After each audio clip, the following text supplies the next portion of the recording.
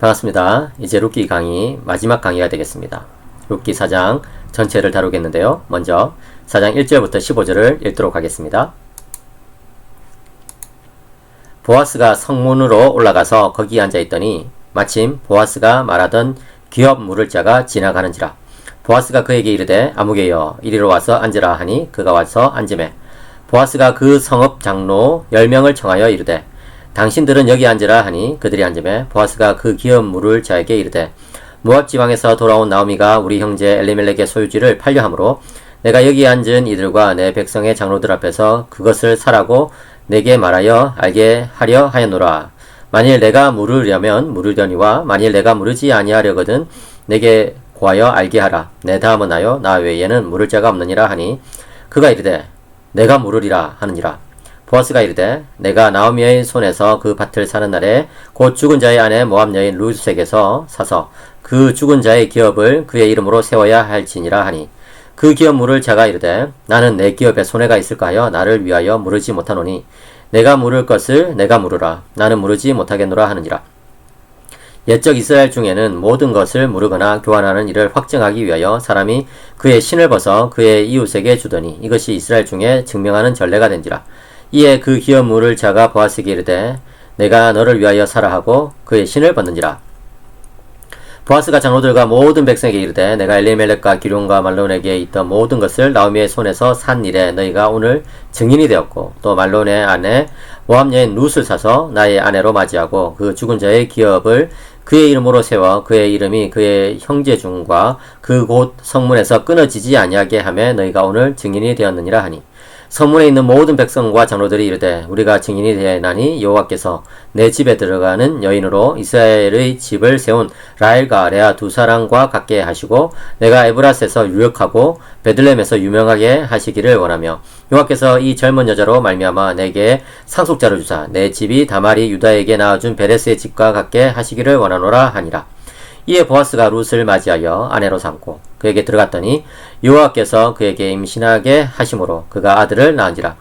여인들이 나오미에게 이르되 찬송할지로다. 여호와께서 오늘 내게 기업 물을 자가 없게 하지 아니하셨도다. 이 아이의 이름이 이스라엘 중에 유명하게 되기를 원하노라. 이는 내 생명의 회복자이며 내 노년의 복량자라. 곧 너를 사랑하며 일곱 아들보다 귀한 내 며느리가 낳은 자로다 하니라. 자, 이제 드디어 일이 본격적으로 진행되고 있습니다. 여러분, 이 룻기는요 사사기와 사무엘상 사이에 진주처럼 들어있는 아주 귀한 성경책이라고 할 수 있는데요. 이 룻기의 주제는 죽음에서 생명으로 라고 표현할 수도 있습니다. 뭡니까? 룻기 1장에 보시면은 계속해서 죽고 하는 그런 이야기들이 나오잖아요. 근데 이제 룻기 마지막 장에 보시면은 드디어 이제 생명이 태어나고 또 그 생명이 또 생명을 낳고 해가지고 다윗이 태어나기까지 쭉 이어지는 그런 것을 묘사하고 있습니다. 참 놀랍죠, 그죠? 하나님의 역사는 참 놀랍습니다.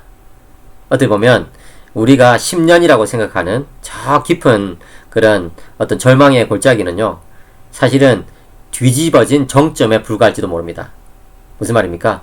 이 정점 있잖아요. 정점. 이 정점이 이게 뒤집어지면 10년이 된다는 것이고 이 10년이 하나님의 말씀에 의해서 한순간에 이렇게 뒤집어지면 정점이 될 수도 있다는 것입니다. 그래서 우리의 인생에 참 낭망되는 순간 이 10년은 어쩌면 뒤집어진 정점에 불과할 수도 있다. 하나님의 말씀 한마디로 한 번에 해결될 수도 있다는 것입니다.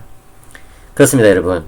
룻기에서는 그 놀라운 역전의 순간이 하루 동안에 일어납니다. 기도는 계속해서 길게 해왔지만 응답은 한순간인 것이죠. 그렇습니다, 여러분. 이 룻과 나오미가 얼마나 계속해서 기도해왔겠습니까? 그런데 하나님께서는요 그들의 기도를 단 하루 만에 응답해 주십니다.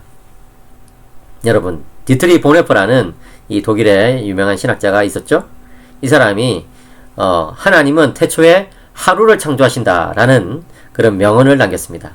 그래요, 여러분. 이 하루라는 시간은요 하나님께서 이 세상을 창조하실 때 있어서 제일 먼저 이제 사용하신 시간입니다.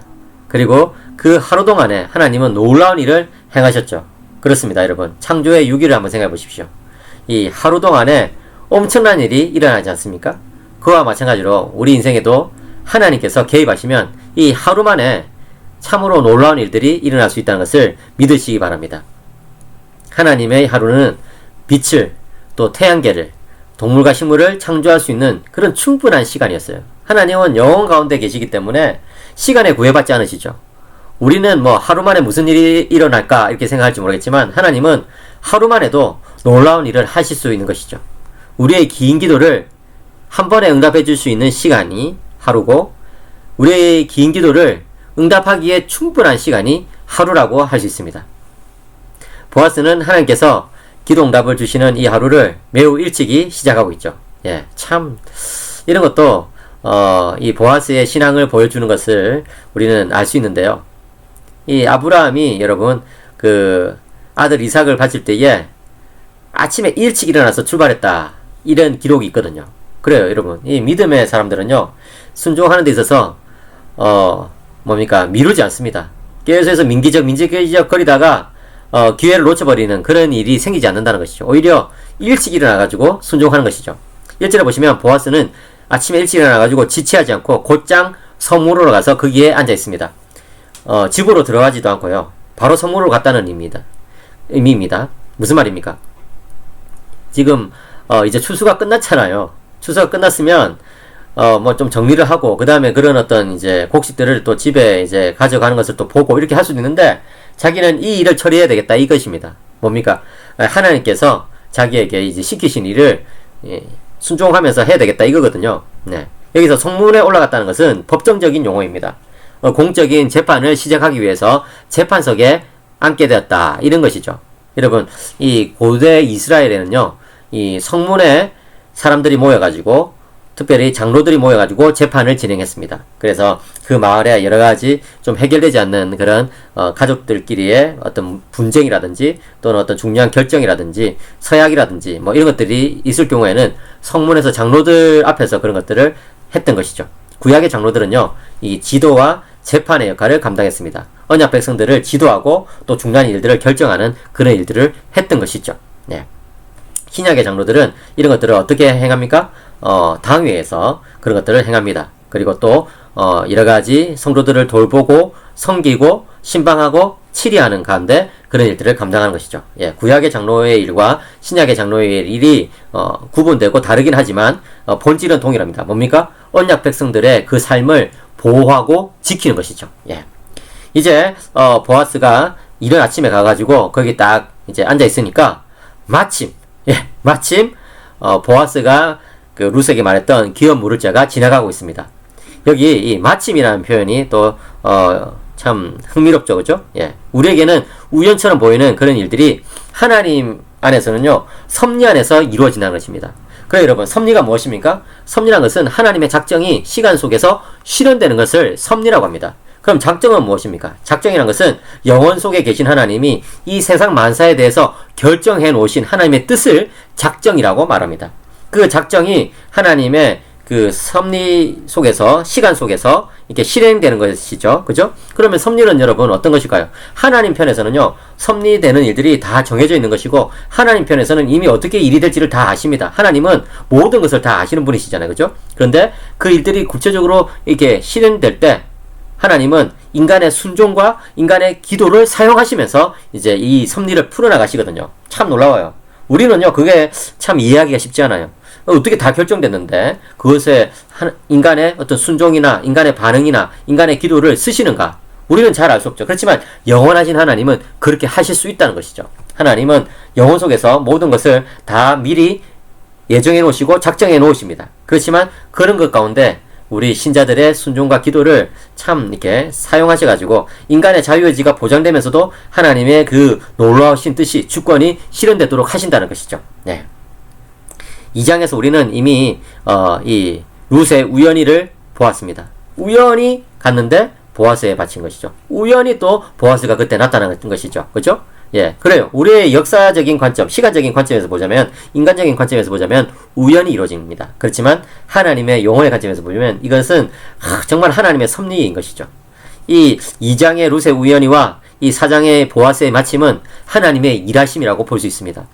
보아스가 언약에 신실하신 하나님의 이름을 걸고 맹세했을 때 하나님은 역시 언약에 신실한 보아스를 돕고 계십니다. 그래요, 여러분. 참 이 언약이 가지고 있는 이런 쌍방적인 성격이 굉장히 놀라워요. 칼빈은 말하기를 우리가 하나님의 언약을 처음 받을 때는 하나님께서 일방적으로 언약을 체결하시지만 이 언약이 유지될 때는 쌍방적인 특징이 있다. 그런 쌍방적인 교제가 있다는 것을 이야기하고 있습니다. 무슨 말입니까? 우리가 하나님께 나오는 것은요, 하나님의 일방적인 주권에 의해서 그렇게 나온 것이죠. 은혜에 의해서 나온 것이에요. 그렇지만 우리가 이제 신앙생활을 시작하게 되면 어떻게 됩니까? 예, 사도 바울이 말한 것처럼 두렵고 떨림으로 너희 구원을 이루라고 말씀하시죠. 그죠? 예, 그것은 무슨 말입니까? 우리가 우리의 구원을 이뤄낸다, 우리의 공로에 따라서 구원을 만들어낸다, 이런 뜻이 아니에요. 하나님께서 우리에게 은혜를 이미 주셨으니 이제 우리는 그 은혜에 반응하면서 순종하면서 나간다, 이 뜻입니다. 그래요, 여러분.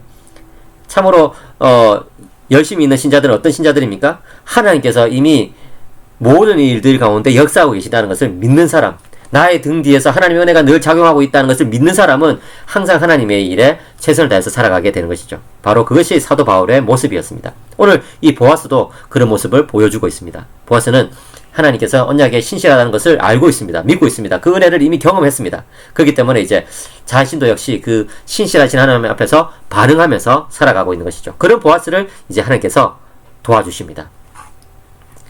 내가 이제 쉬지 않고 이 일이 되도록 해주겠다라고 약속하신 것이죠. 예. 나오미가 룻에게 뭐라고 말했습니까? 보아스 그 사람은 이제 쉬지 않고 그 일을 할 것이다, 이렇게 했는데 사실 보아스가 쉬지 않는 것이 아니라 하나님이 쉬지 않는 것이라고 할 수 있습니다. 그래요. 예수님 뭐라고 말씀하십니까? 아버지께서 이제까지 일하시니 나도 일한다라고 예수님께서 말씀하셨죠. 그래요. 하나님은 쉼없이 우리의 구원을 이루시기 위해서 일하고 계십니다. 믿으시기 바랍니다. 예수님은, 성령님은 우리의 구원을 이루기 위해서 쉼없이 일하고 계십니다. 믿으시기 바랍니다. 그렇기 때문에 어때요? 우리도 역시 하나님 안에서 우리에게 주어진 일들을 최선을 다해서 감당하는 것이죠. 그것이 바로 삼일째 하나님께 순종하는 삶이 되겠습니다. 1절에 보시면 이제 보아스가 아무개에게 말합니다. 아무개여, 이리로 와서 앉으라. 여러분, 이 아무개라는 표현이 너무 재밌죠, 그죠? 히브리어로 봐도 아무개예요. 예, 이름이 나오지 않는다는 것이죠. 왜요? 이 사람은요, 하나님의 구원 역사와 관련이 없는 사람이기 때문에 그래요. 성경은요, 하나님의 구원 역사에 반응했던 사람들의 기록으로 가득 차 있죠. 근데 이 아무개 씨는 안타깝게도 하나님의 구원 역사에 쓰임받지 못했던 그런 사람이었던 것을 우리는 알 수 있습니다.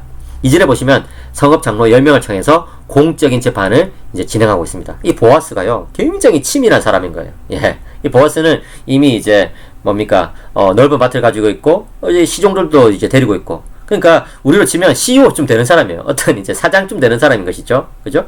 그러니까 굉장히 이 일을 진행함에 있어서도 차근차근 절차를 밟아나가면서 빠진 것이 없도록 챙기고, 또 이것이 일이 잘못되거나 또는 이제 일이 좀 문제가 생겨가지고 나중에 책 잡을 일이 생기는 그런 일이 없도록 그렇게 하는 것입니다. 여러분, 레위기 25장의 기업 물을 자와 신명기 25장의 형사치수제를 이제 적용해가지고 이 재판을 진행하고 있는 것이죠. 율법에 따라서 보아스는 지금 재판을 진행하고 있습니다. 3절에 보시면은 이제 이런 말을 하고 있습니다. 모압 지방에서 돌아온 나오미가 우리 형제 엘리멜렉의 소유지를 팔려함으로 내가 여기 앉은 이들과 내 백성의 장로들 앞에서 그것을 사라고 내게 말하여 알게 하려 하였노라. 만일 내가 물으려면 물으려니와 만일 내가 물으지 아니하려거든 내게 구하여 알게 하라. 내 다음은 나요 그 외에는 물을 자가 없느니라. 그렇죠. 예.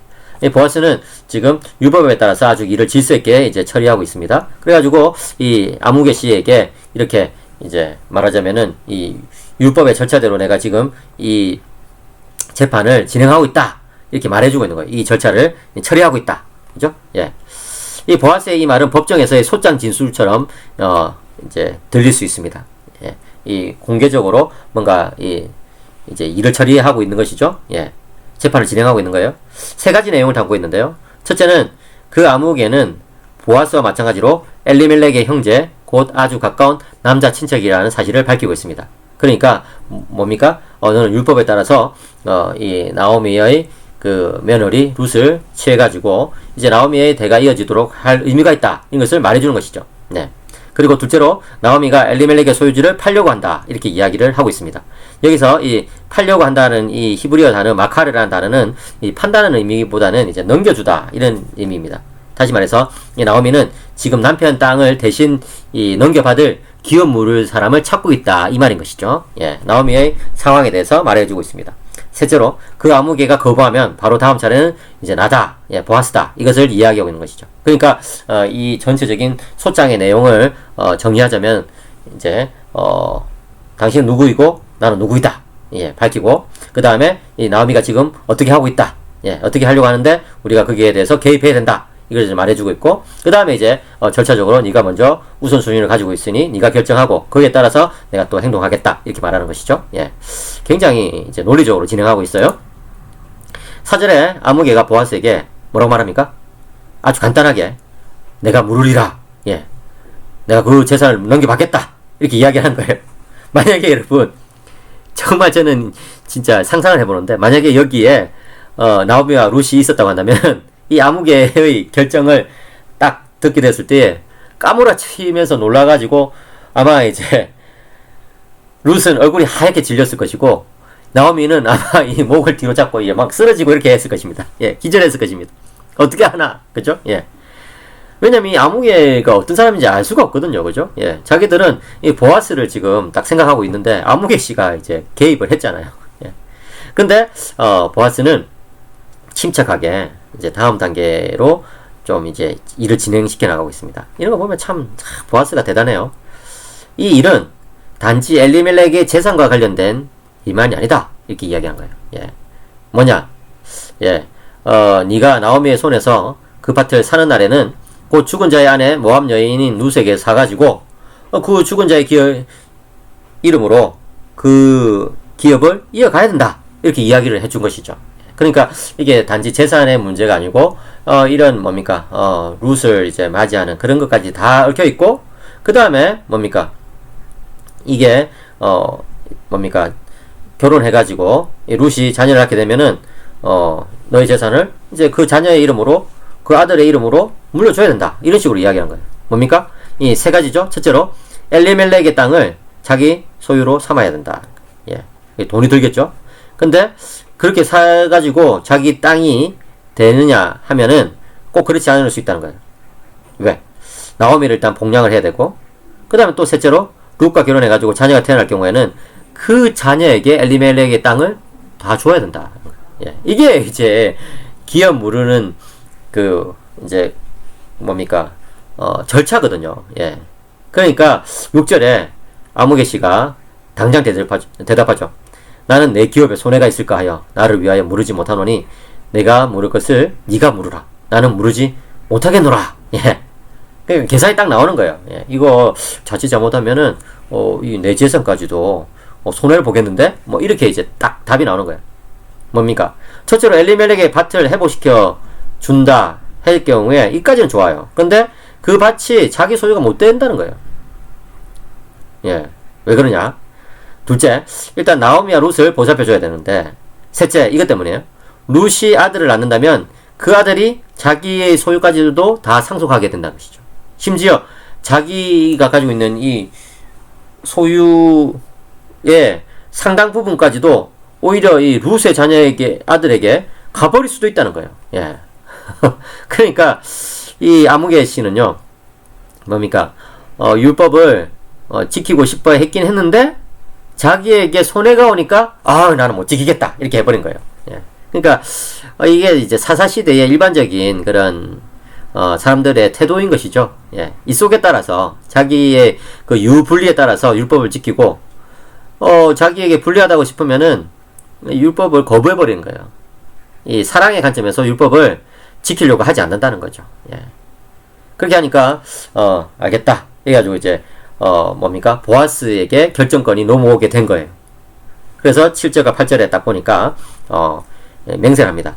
옛적 이스라엘 중에는 모든 것을 모르거나 교환하는 일을 확정하기 위하여 사람이 그의 신을 벗어 그의 이웃에게 주더니 이것이 이스라엘 중에 증명하는 전례가 된지라. 이에 그 기업 물을 자가 보아스에게 이르되 네가 너를 위하여 사라 하고 그의 신을 벗는지라. 예, 신발을 딱 벗어가지고 이제 주면 이 약속이 체결된 거예요. 이 계약이 맺어진 것이죠. 신발이라는 것은 개인적인 소유를 상징하지 않습니까? 그죠? 여러분들이 여러 신발이 있는데 자기 신발 딱 신어보면은 딱 느낌이 오잖아요. 예, 그만큼 자기하고 편하니까. 그죠? 그러니까 이 신발은 그 개인의 소유이기 때문에 신발을 누구에게 딱 주고 맹세한다는 것은 나의 이 명예를 걸고 예, 나의 인격을 걸고 맹세한다. 이런 뜻이 되겠습니다. 그 당시에 그런 관습이 있었다는 것을 부가적으로 설명하는 것이죠. 그래서 이제 9절과 10절 보니까 재판의 결과가 딱 나오는 거예요. 다시 말해서 보아스가 엘리멜렉의 기업을 물을 자로 선정이 된 것이죠. 예. 그렇게 하니까 이 성읍의 장로들이 재판이 딱 끝나니까 뭡니까? 신앙인답게 축복을 하는 것입니다. 그러니까 이 당시의 재판은 일종의 뭡니까? 단지 사법적인 그런 뭐 절차 여기에 그치는 것이 아니라 신앙의 행위였던 것이죠. 율법에 따라서 재판이 이루어지니까요. 그래서 재판이 끝날 때 우리로 치면은 기도를 하는 것이죠. 예, 축복 기도를 하는 거예요. 11절 12절에 보니까 성문에 있는 모든 백성과 장로들이 이르되 우리가 증인이 되나니 여호와께서 내 집에 들어가는 여인으로 이스라엘의 집을 세운 라헬과 레아 두 사람과 같게 하시고 내가 에브라스에서 유력하고 베들레헴에서 유명하게 하시기를 원하며 여호와께서 이 젊은 여자로 말미암아 내게 상속자를 주사 내 집이 다말이 유다에게 낳아준 베레스의 집과 같게 하시기를 원하노라 하니라. 예. 세 가지를 기원하죠. 첫째로 룻이 자녀를 낳아가지고 이스라엘의 집을 세운 라헬과 레아 두 사람 갖게 되기를 원한다는 거예요. 그러니까 뭡니까? 보시면은 그 룻의 태가 오랫동안 닫혀 있었던 것이죠. 그러니까 이 닫힌 태를 하나님께서 열어주셔가지고 자녀를 주시고 이스라엘의 역사를 새롭게 펼쳐나가시기를 이제 기도하고 있는 거예요. 라헬과 레아도 마찬가지죠. 그죠? 그들의 이제 태가 이제 닫혀있다가 열리고 이렇게 함으로 인해 가지고 결국에는 자녀가 생산되고 이렇게 해가지고 뭡니까? 이스라엘 역사가 새롭게 펼쳐졌잖아요. 그죠? 예. 그런 어떤 복이 지금 이 보아스와 룻에게 임하기를 기도하고 있는 것이죠. 둘째로 보아스가 에브라스에서 유력하고 베들레헴에서 유명하게 하시기를 기원하고 있어요. 예. 보아스가 그 전체 지역에서 유명하게 된다는 것은 이름을 날린다는 것인데 영향력을 행사하게 된다는 것이고 그 지역에 이제 굉장한 유지처럼 이렇게 돼가지고 그 지역의 리더로서 그렇게 되기를 바란다 하는 것입니다. 그러면 셋째로 보아스의 집이 다말이 루디아에게 낳아준 베레스의 집과 같게 하시기를 원한다 이렇게 축복하는데요. 이 창세기 38장에 보시면은 다말도 역시 수혼제를 통해 가지고 아들들을 출산하는 것을 볼 수가 있습니다. 예. 물론 이제 좀 복잡한 스토리가 있죠. 거기에도 역시 예, 이 시아버지 유다와 이제 관계를 맺게 되는 그런 어떤 복잡한 스토리가 있는데 어쨌든 이 그 수혼 제도를 통해 가지고 자녀를 갖게 되는 그런 일들이 너에게도 있기를 원한다 하는 거예요. 한마디 말해서 자녀가 출산되기를 바라고 또 그 자녀를 통해서 더 이제 언약 백성들이 뭡니까 더 잘 되기를 바란다라고 이야기를 하고 있는 것이죠. 그래요, 여러분. 하나님의 구원 역사에서 참 우리는 놀라운 것들을 발견하게 됩니다. 하나님은요, 이 다말이 행한 그런 부끄러운 일도 쓰셨어요. 또 룻이 모압 출신이라는 이런 배경도 하나님께서는 쓰셨어요. 예. 이런 것을 다 써가지고 하나님은 장차 메시아가 오시도록 하셨다는 것이죠. 그래요, 여러분. 예수님의 족보를 보면요, 정말 막 거룩하고 깨끗하고 뭐 완벽하고 이런 사람은 없습니다. 예, 다 문제 있고, 그저 다 어려움 있고, 뭐 다 그렇게 참 여러 가지 우여곡절 끝에 이제 자녀를 낳고 살았던 그런 사람들이죠. 그죠? 예. 그런데 하나님은 그런 인간의 연약함, 부끄러움, 이런 것들을 다 쓰셔가지고 하나님의 역사가 진행되도록 하셨고, 그렇게 함으로써 하나님의 그 능력과 사랑과 은혜가 더 빛나도록 하신 것을 우리가 볼 수가 있습니다. 그래요, 여러분. 우리의 연약함이 있을 때 하나님께 찾아가야 돼요. 예. 우리의 어떤 죄를요, 숨겨서는 안 돼요. 하나님 앞에서 자복하고 엎드려야 돼요. 그러면요, 하나님께서 우리 삶을 변화시켜 주시죠. 예. 여러분, 예수님은요, 완벽한 사람을 찾는 것이 아니라 겸손한 사람을 찾으십니다. 그 사실을 기억하셔야 되겠습니다. 13절에 이에 보아스가 룻을 맞이하여 아내로 삼고 그에게 들어갔더니 여호와께서 그에게 임신하게 하심으로 그가 아들을 낳은지라. 예. 이 장로들의 축복이 성취가 된 것이죠. 그죠? 하나님께서 응답해 주신 거예요.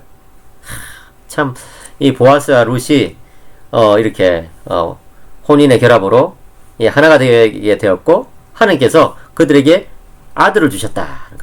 여러분이 성경에서 아들을 주신다는 것은요, 참 놀라운 의미가 있어요. 물론 뭐, 딸은 아니냐 하면 그게 아니라, 이제 아들과 딸이 다 중요한 의미가 있지만, 창세기 3장 15절에 중요한 약속이 있잖아요. 그죠? 뭡니까? 이 여인의 후손을 통해 가지고 장차 구원자가 오신다는 거예요. 그렇기 때문에 이 이스라엘 백성들 사이에서는 아들이 태어난다는 것은 하나님께서 우리에게 구원자를 보내주시는 거구나. 하나님께서 우리 이 땅 가운데 역사하고 계시는구나 하는 것을 알려주시는 그런 어떤 이제 상징이거든요. 예. 그러니까 참 이 보아스와 룻이 아들을 낳게 되었을 때 얼마나 기뻤겠습니까? 하나님께서 우리들이 행했던 그런 일들에 대해서 인정해 주시는구나. 이렇게 생각이 됐겠죠. 그죠? 14절과 15절에 보면 이제 여인들의 찬송이 나옵니다. 14절 15절. 여인들이 나오미에게 이르되 찬송할지로다. 여호와께서 오늘 내게 기업 물을 자가 없게 하지 아니하셨도다. 이 아이의 이름이 이스라엘 중에 유명하게 되기를 원하노라. 이는 내 생명의 회복자이며 내 노년의 복량자라. 곧 너를 사랑하며 7 아들보다 귀한 내 며느리가 낳은 자로다 하니라. 예. 여기 보시면은 이 나오미에게 여인들이 노래를 불러요. 왜 나오미일까요? 나오미의 이제 이 대가 계속해서 이어지도록 됐기 때문에 그런 거예요. 예. 엘리멜렉이 죽었죠. 그 다음에 기룡과 말론이 죽었죠. 이 나오미는 얼마나 슬픈 여인입니까? 그렇죠? 이렇게 고향으로 돌아왔어도 여전히 마음 한구석에서는 이 세상을 먼저 떠난 남편과 또 아들 둘에 대한 그런 어떤 슬픔들이 있었을 거예요. 예. 그런데 참 하나님께서는 그런 나오미를 위로하셨어요. 예. 그래가지고 이 나오미에게 여인들이 이게 막 뭡니까? 노래를 불러주는 거죠. 그죠? 예. 여호와께서 오늘 내게 기름 부을 자가 없게 하지 아니하셨다. 기름 부을 자가 있게 하셨다는 거죠. 그죠? 예. 보아스를 주셨다는 거예요. 예. 그리고 특별히 더더욱 뭡니까? 보아스를 통해서 이 새로운 아들을 주셨다는 것이죠. 주셨다. 그죠? 아들을 주셨다는 거예요. 여기서 말하는 이 기업 모를 자는 보아스를 뜻하기도 하지만 여기서는 더 누구를 뜻해요? 새롭게 태어난 그 아들을 말하는 것이죠. 예. 이 아이의 이름이 이스라엘 중에 유명하게 되기를 원하노라. 그렇죠. 예. 참 이제 기업을 계속해서 이어갈 수 있는 사람이 생겨나게 되었다. 이는 내 생명의 회복자이며 내 노년의 복량자라. 곧 너를 사랑하며 7 아들보다 귀한 내 며느리가 낳은 자로다 하니라. 그렇죠. 예. 7 아들보다 더 귀한 룻. 예. 참 이 여인들의 찬송 가운데 나오미는 많은 위로를 받았을 것입니다. 예. 아들 둘이 먼저 세상을 떠났지만 이 며느리가 7 아들보다 더 귀하고 결국 또 이제 이렇게 손주를 갖게 되었으니까요. 그죠? 이 장로들과 여인들의 축복을 잘 살펴보면은 아브라함의 언약에 그 5가지 복이 있다 했잖아요. 그죠? 제가 말했죠. 아브라함의 오각형. 예. 뭡니까? 땅, 자손, 명성, 관계, 복이라고 했죠. 그죠? 예. 이 5가지 이 약속이 나타난 것을 볼 수 있습니다. 땅, 뭡니까? 나오미는 보아스를 통해서 땅을 얻게 되었죠. 자손. 룻은 보아스와 결혼하여 자손을 낳게 되었죠. 그죠? 명성. 그들을 통해서 장차 다윗 왕이 태어나게 된 것이죠. 예. 이 명성을 가진다는 것은 왕이 된다는 것과 똑같은 거거든요. 예. 이 고대사회에서 이 이름이 있는 사람은 결국 왕이니까요. 그죠? 왕이나 왕족이니까. 그 다음에 이 관계. 하나님께서 채워주시는 그런 어떤 복된 삶을 누리게 되었죠. 그죠? 예. 그 다음에 이 복의 그런 통로가 된 것입니다. 복의 근원이 된 것입니다. 세상에 복을 전달하는 그런 사람들이 된 것이죠. 이처럼 참 이 룻의 순종, 또 보아스의 순종, 그리고 나오미의 순종, 이런 것들이 이 참 은혜롭게 열매를 맺은 것을 우리는 알 수가 있습니다. 예. 우리 믿음이 하나님의 구원 역사에 연결될 때 놀라운 일이 발생되죠. 그죠? 예. 어떻게 됩니까? 헤세드를 보여주고 율법의 정신을 실천한 자들에게는 아브라함의 오각형이 성취됩니다. 구원 역사는 하나님의 말씀에 순종해서 헤세드의 사랑을 보여준 사람들의 역사로 요약되는 것입니다. 그 결정은 역시 그리스도의 헤세드 속에서, 그리스도의 사랑 속에서 성취됩니다. 그래요, 여러분. 이 구원의 역사는요, 한마디로 말하면 헤세드의 역사예요. 하나님의 헤세드가 나타나서 그 헤세드에 하나님을 믿는 신자들이 반응하죠. 그럼 또 하나님의 또 헤세드가 나타나고 또 신자들이 반응하고 그 일들이 계속해서 이어지는 것이죠. 그래서 인류의 역사는 사랑의 역사라고 말할 수 있습니다. 헤세드의 실천과 그에 따르는 성경의 약속이 지금도 유효하다는 것을 여러분 기억하시기 바랍니다. 여러분들이 하나님의 헤세드를 삶 속에서 실천하면 여러분들은 이 구원 역사의 주인공으로서 살아갈 수가 있게 되는 것입니다. 그런 은혜가 여러분들에게 있기를 축복합니다. 계속해서 룻기 4장 16절부터 22절을 보겠습니다. 예. 읽겠습니다. 나오미가 아기를 받아 품에 품고 그의 양육자가 되니 그의 이웃 여인들이 그에게 이름을 지어 주되 나오미에게 아들이 태어났다 하여 그의 이름을 오벳이라 하였는데 그는 다윗의 아버지인 이새의 아버지였더라. 베레스의 계보는 이러하니라. 베레스는 헤스론을 낳고 헤스론은 람을 낳았고 람은 아미나답을 낳았고 아미나답은 나손을 낳았고 나손은 살몬을 낳았고 살몬은 보아스를 낳았고 보아스는 오벳을 낳았고 오벳은 이새를 낳고 이새는 다윗을 낳았더라. 예, 그렇죠. 성경에서 이제 족보가 이렇게 쭉 제시되는 장면이 있는데요. 이런 족보는 무엇을 뜻합니까? 가계도를 보여주는 것이죠. 그런데 그와 함께 역사를 요약하는 기능이 있습니다.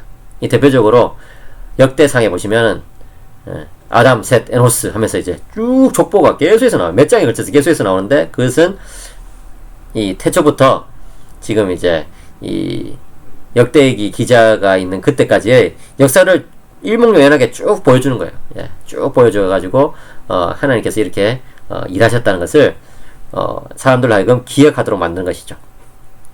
룻기 1장은요 죽고 죽는 그런 죽음의 역사였다고 한다면 룻기 4장은 낳고 낳는 그런 생명의 역사라고 할 수 있습니다. 특별히 룻기 4장의 족보는 다윗으로 딱 끝나는데요.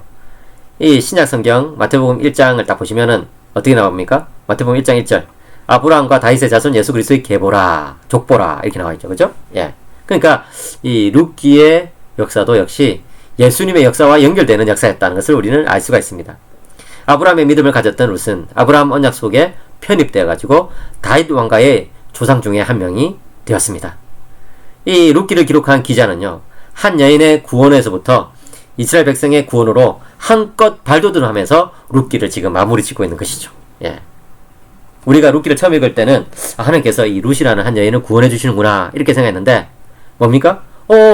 점점 일이 커지면서 하나님께서 이스라엘을 구원해 주시는구나 하는 것을 우리는 알게 되고 그것이 이제 마태복음 1장에 연결되면서 하나님께서는 온 세상을 이렇게 구원해 주시는구나.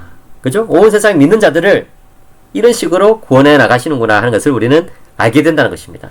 그러니까 여러분 성경은요 하나님의 구원 역사가 펼쳐지는 그런 모습을 아주 멋지게 보여주는 그런 책이라고 할 수 있습니다. 16절에 보면 나오미가 아기를 키우는 것을 알 수 있는데요. 왜 그럴까요? 이 법적인 족보를 보자면 이 아이는 나오미의 아들이라고 볼 수 있거든요. 그죠? 예.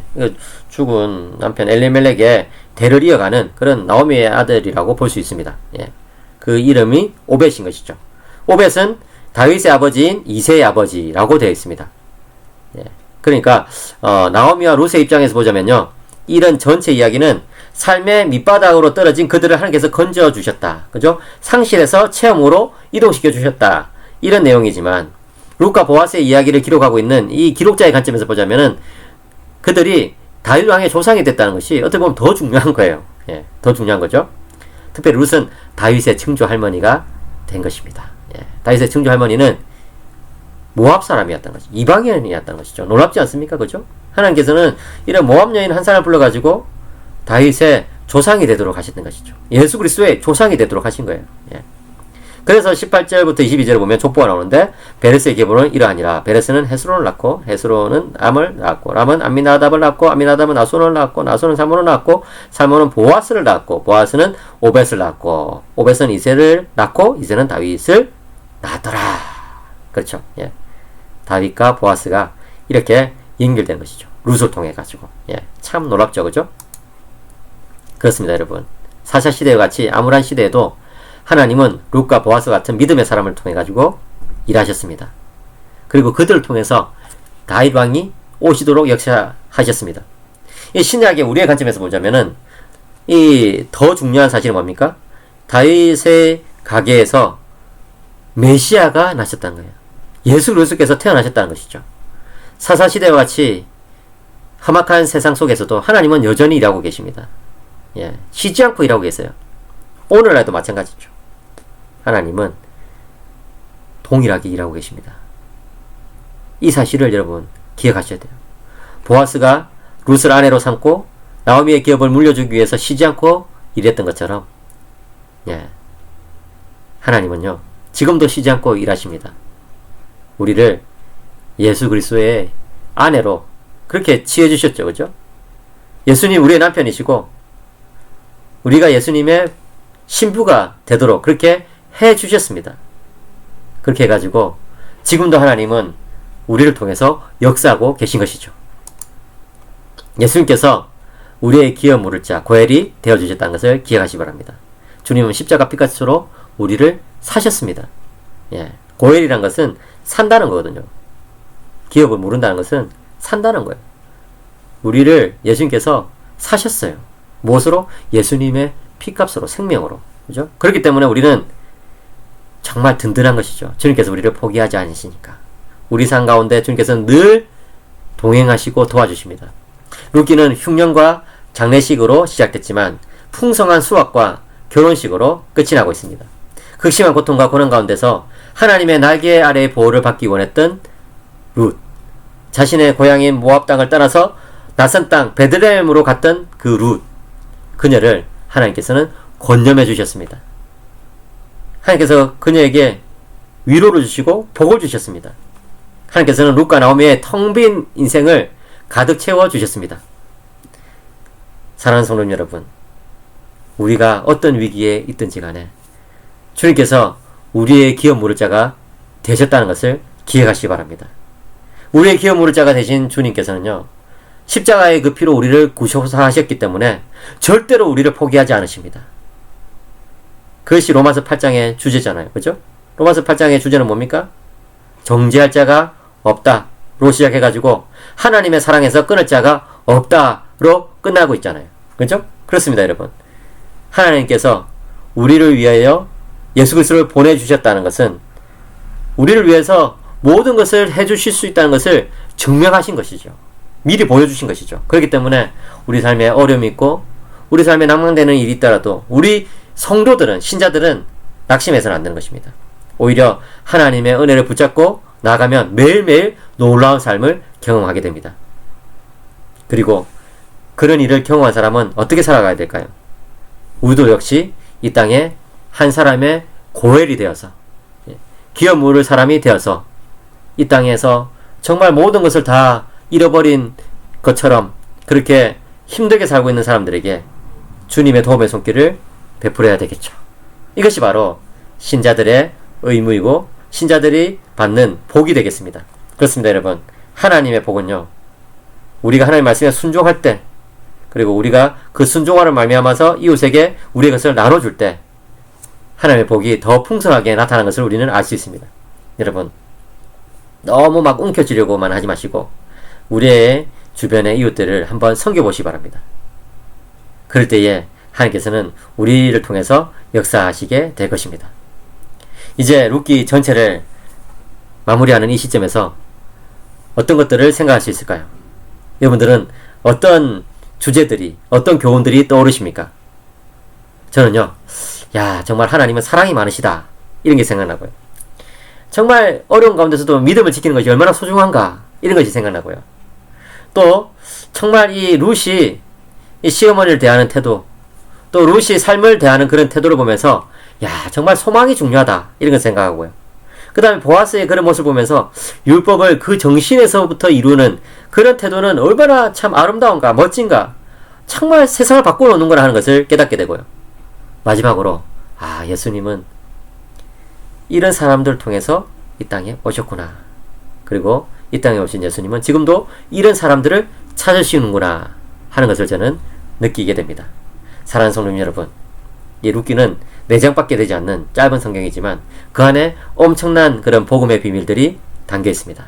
이 복음의 비밀들이 여러분 삶 가운데서도 성취되고 여러분의 삶 가운데서 드러나며 열매를 맺기를 주 예수님의 이름으로 간절히 축복합니다.